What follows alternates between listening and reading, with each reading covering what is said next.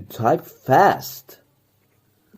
Yup, I'm not boasting, but I type 18 words per minute. Really? I wish I could type the fast. I use the hunt and peck method. You know, I look for the key I want then I hit it with one finger. I just can't seem to get my hands to move any faster than that.